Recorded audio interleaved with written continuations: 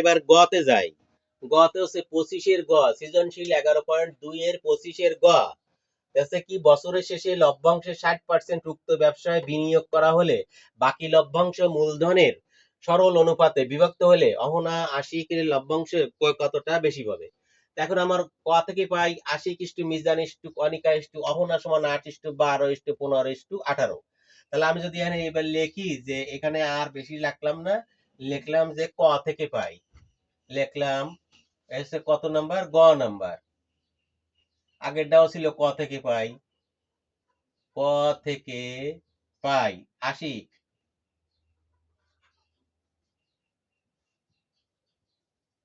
Ashiq is to Mizan is to Anika is to Ahona সমান সমান 8:12:15:18। এইটি আমরা ক থেকে পাই। তাহলে ক থেকে পাই হচ্ছে 8:12:15:18। এখন বলছে লভ্যাংশের 60% ব্যবসায় বিনিয়োগ করা হয়েছে। তো লভ্যাংশ এক বছরের শেষে 26,500 টাকা লাভ হয়।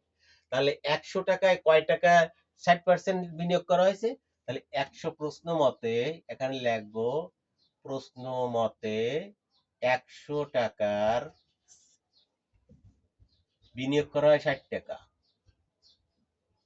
বিনিয়োগ করা হয় 60 টাকা। ওই 60% মানে 100 সাথে সম্পর্ক, পার্সেন্ট হলে কি হয়, তার 100 সাথে সম্পর্কিত হয়।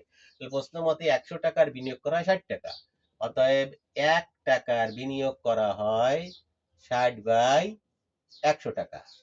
অতএব কত, 26,500 লাভ করেছে। তাহলে এক বছরের শেষে 26,500 টাকা লাভ হয়। তাহলে এই 26,000, অতএব 26,500 টাকার বিনিয়োগ করে বেশি, 1 টাকার চেয়ে বেশি, 1 টাকার চেয়ে বেশি বলে উপরে এবার গুণ গেছে, 26,500/100।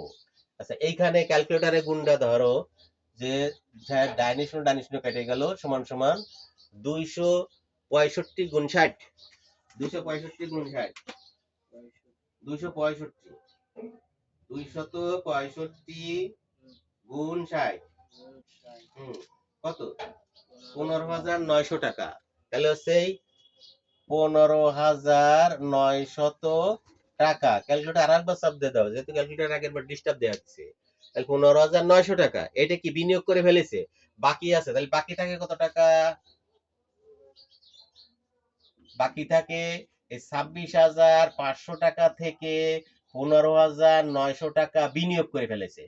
তাহলে বাকি থাকে 26,500 বিয়োগ 15,900, 26,500, 26,500 বিয়োগ 15,900,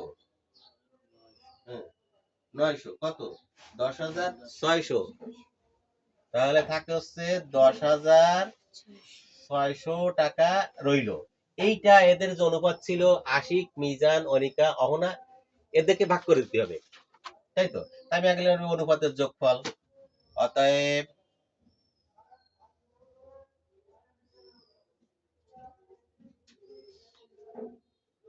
অনুপাতের যোগফল হচ্ছে কিনা 8+12+15+18। 8+12+15+18 কত হয়, 53 নাকি? 12 আর 20 আর 53। তাহলে এইবার আগে এক একজনের তো ধরি আশিক, অতএব আশিক পায়। আচ্ছা চাইছে কার কারটা, অহনা আর আশিকের লভ্যাংশ। আমরা সবকটা বের করি, সবকটা বের করবো কারণ 15টা পাল্টায় পাল্টায় চাইতে পারে, এই জন্য আমরা সব করে রাখি। আশিক পায়, কত পায় আশিক, মোট আছে কত, 10,600 টাকা আছে। এর আশিকের অনুপাত কত, 8। তাহলে 8/53। এখন 10,600 রে ভাগ দাও 53 দিয়ে, 10,600 ভাগ 53, 600, 10,600, 10,10600 ভাগ 53 কত হয়েছে, 200। তাহলে এখানে হলো এই 53 ভাগ করলে হচ্ছে 200। তাহলে 200 গুণ 8, 8 দুগুণে 1,600 টাকা। তাহলে লাভের আশিক পাইছে 1600 টাকা। আমার মেইন যেটা দরকার পরে ধরবো, আগে বেরোনি সব কটা। মিজান, অতএব মিজান পায় 10,600 এর মিজানের অনুপাতটা কত? 12/53। এটি কত হয়েছে? 200।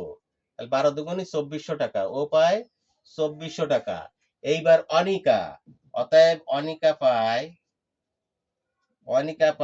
এই 10,600 এর অনিকার অনুপাত হচ্ছে কত? 15/53 কাটলে হয় কত? 200। তাহলে 15 দুগুণে 30, 3000 টাকা। ও পায় 3000 টাকা। আর কিটা? অহনা, অতএব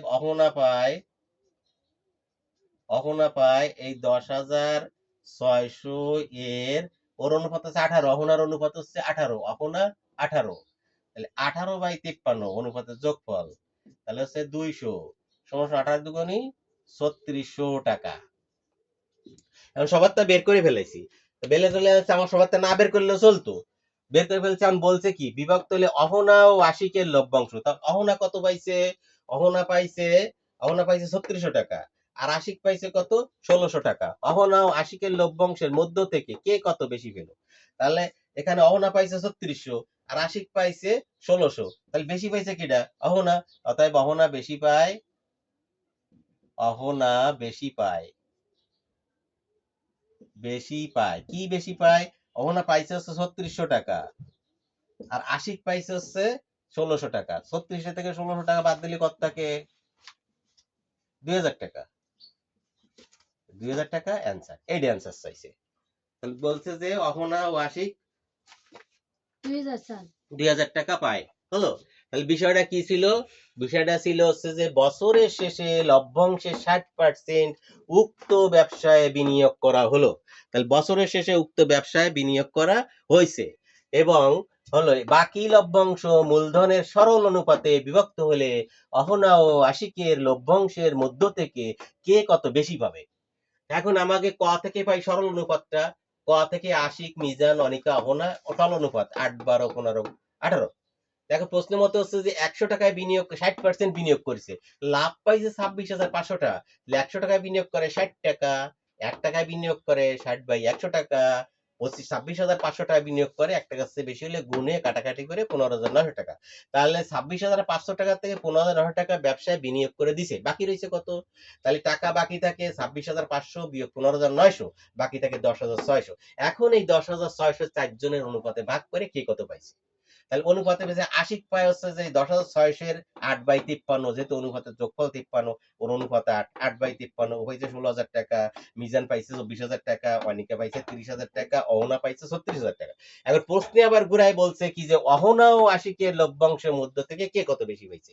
তাহলে অহনা পাইছে 3600 আর আশিক পাইছে 1600, তাহলে বেশি পাইছে অহনা 2000 টাকা। তাহলে অহনা বেশি পায় 3600 বিয়োগ 1600 সমান 2000 টাকা। তাহলে এই ছিল, যেভাবে উত্তর চাইবে এভাবে বিভিন্ন ভাবে সৃজনশীল ঘোরাঘুরি করে, যেভাবে উত্তর চাইবে ওভাবে ঘুরায় চলে যেতে হবে।